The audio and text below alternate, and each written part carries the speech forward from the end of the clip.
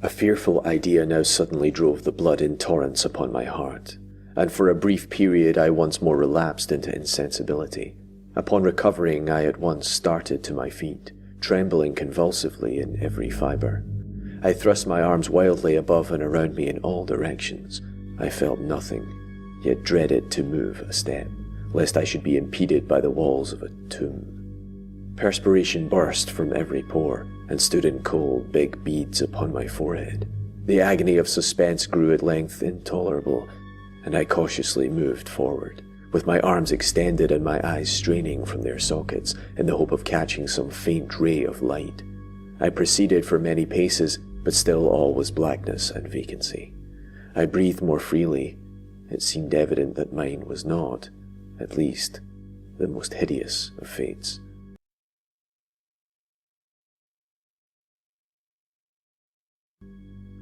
And now, as I still continued to step cautiously onward, there came thronging upon my recollection 1,000 vague rumours of the horrors of Toledo. Of the dungeons, there had been strange things narrated. Fables I had always deemed them, but yet strange, and too ghastly to repeat save in a whisper.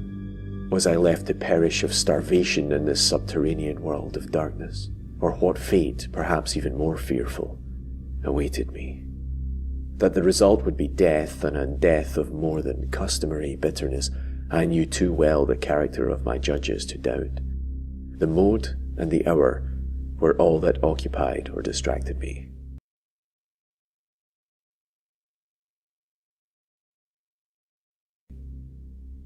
My outstretched hands at length encountered some solid obstruction. It was a wall, seemingly of stone masonry, very smooth, slimy, and cold. I followed it up, stepping with all the careful distrust with which certain antique narratives had inspired me.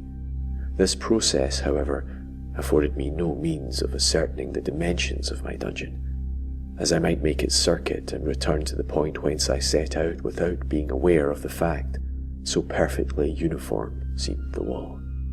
I therefore sought the knife which had been in my pocket when led into the inquisitorial chamber, but it was gone. My clothes had been exchanged for a wrapper of coarse serge. I had thought of forcing the blade in some minute crevice of the masonry so as to identify my point of departure. The difficulty, nevertheless, was but trivial, although in the disorder of my fancy it seemed at first insuperable. I tore a part of the hem from my robe and placed the fragment at full length and at right angles to the wall. In groping my way around the prison, I could not fail to encounter this rag upon completing the circuit. So at least I thought. But I had not counted upon the extent of the dungeon, or upon my own weakness. The ground was moist and slippery. I staggered onward for some time, when I stumbled and fell. My excessive fatigue induced me to remain prostrate, and sleep soon overtook me as I lay.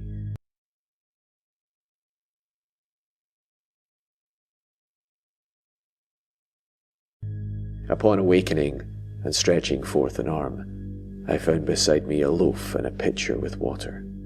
I was too much exhausted to reflect upon this circumstance, but ate and drank with avidity. Shortly afterwards I resumed my tour around the prison, and with much toil came at last upon the fragment of the serge. Up to the period when I fell I had counted 52 paces, and upon resuming my walk I had counted 48 more when I arrived at the rag.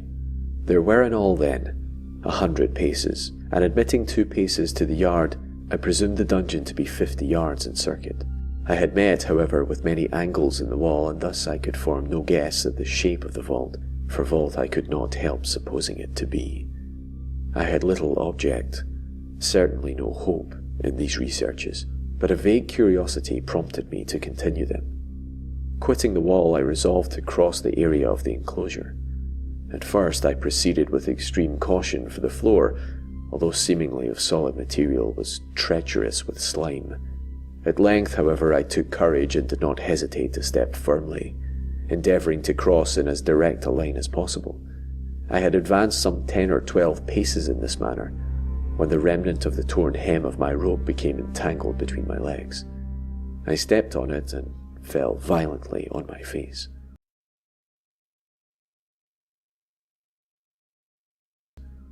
In the confusion attending my fall, I did not immediately apprehend a somewhat startling circumstance, which yet in a few seconds afterwards, and while I still lay prostrate, arrested my attention.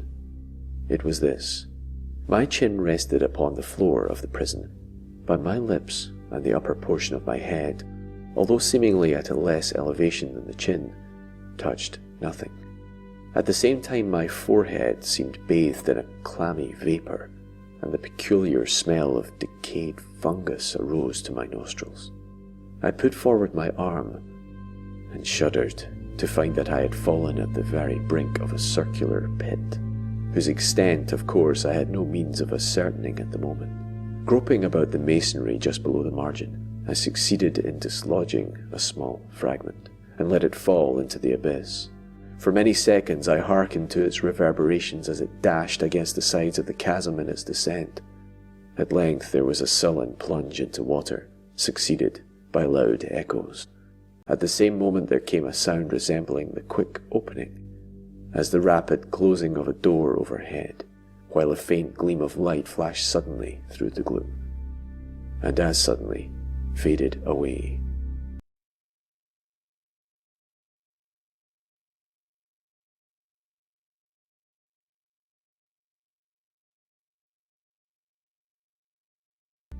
And as suddenly faded away.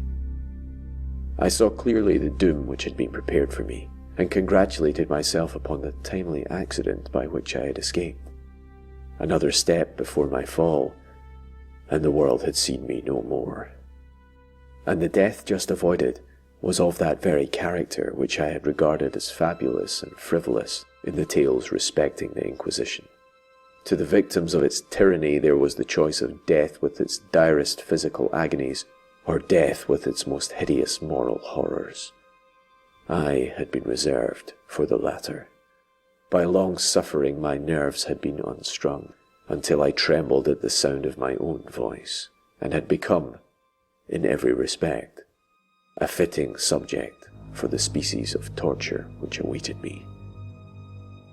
Shaking in every limb, I groped my way back to the wall, resolving there to perish rather than risk the terrors of the wells, of which my imagination now pictured many in various positions about the dungeon. In other conditions of mind I might have had the courage to end my misery at once by a plunge into one of these abysses, but now I was the veriest of cowards. Neither could I forget what I had read of these pits, that the sudden extinction of life formed no part of their most horrible plan. Agitation of spirit kept me awake for many long hours, but at length I again slumbered. Upon arousing, I found by my side, as before, a loaf and a pitcher of water. A burning thirst consumed me, and I emptied the vessel at a draught. It must have been drugged, for scarcely had I drunk before I became irresistibly drowsy. A deep sleep fell upon me, a sleep like that of death. How long it lasted, of course, I know not. But when, once again, I unclosed my eyes, the objects around me were visible. By a wild, sulphurous lustre, the origin of which I could not at first determine, I was enabled to see the extent and aspect of the prison. In its size I had been greatly mistaken. The whole circuit of its walls did not exceed 35 yards. For some minutes this fact occasioned me a world of vain trouble. Vain indeed, for what could be of less importance under the terrible circumstances which environed me than the mere dimensions of my dungeon? But my soul took a wild interest in trifles, and I busied myself in endeavours to account for the error I had committed in my measurement. The truth at length flashed upon me. In my first attempt at exploration I had counted 52 paces up to the period where I fell. I must have been within a pace or two of the fragment of serge. In fact, I had nearly performed the circuit of the wall. I then slept, and upon awakening I must have returned upon my steps, thus supposing the circuit nearly double what it actually was.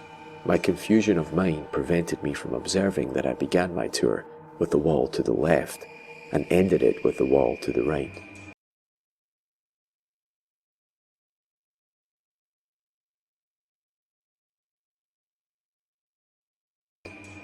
I had been deceived, too, in respect to the shape of the enclosure. In feeling my way, I had found many angles, and thus deduced an idea of great irregularity. So potent is the effect of total darkness upon one arousing from lethargy or sleep.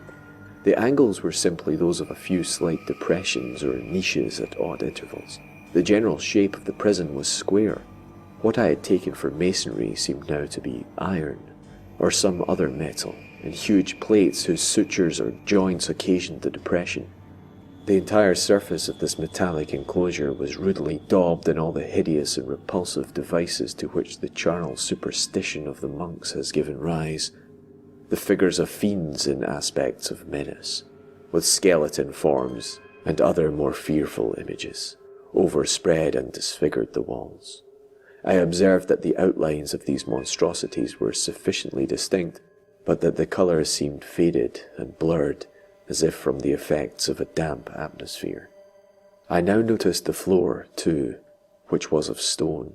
In the centre yawned the circular pit from whose jaws I had escaped, but it was the only one in the dungeon. All this I saw indistinctly, and by much effort, for my personal condition had been greatly changed during slumber.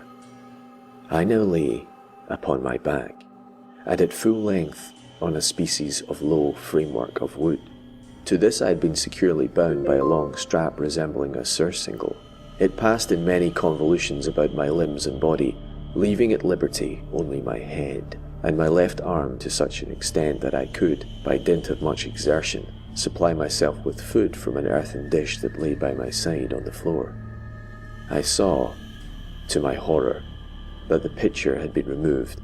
I say to my horror, for I was consumed with intolerable thirst.